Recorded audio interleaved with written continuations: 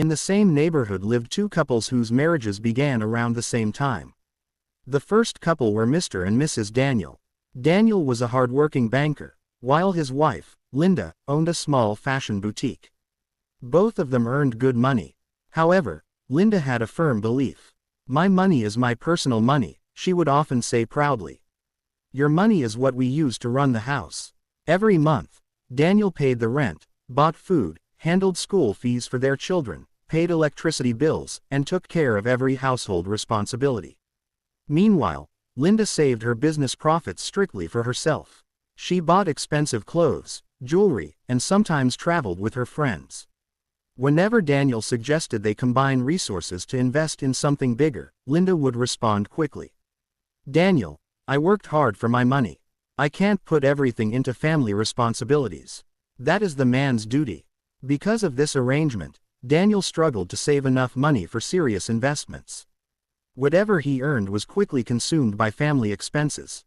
Years passed, yet their financial progress was very slow. Not far from them lived another couple, Mr. and Mrs. Robert. Robert worked as a civil engineer, while his wife, Grace, ran a catering business. They were not as wealthy as Daniel and Linda in the beginning, but they had a different mindset.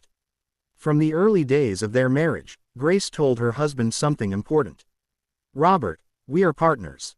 Your success is my success, and my success is your success.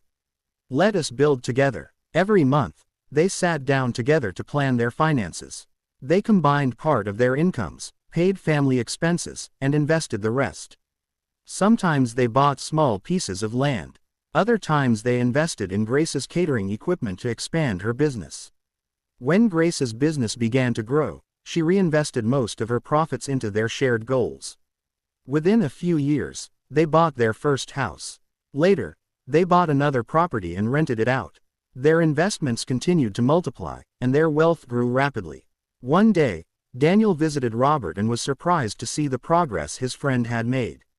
"Robert," Daniel asked curiously, "how did you manage to grow this fast?" "We started working around the same time." Robert smiled and replied, "My friend, I did not do it alone. My wife and I build everything together. When two people push in the same direction, the load becomes lighter." That evening, Daniel returned home deep in thought. He began to realize that financial growth in marriage was easier when both partners worked as a team rather than as individuals protecting separate interests.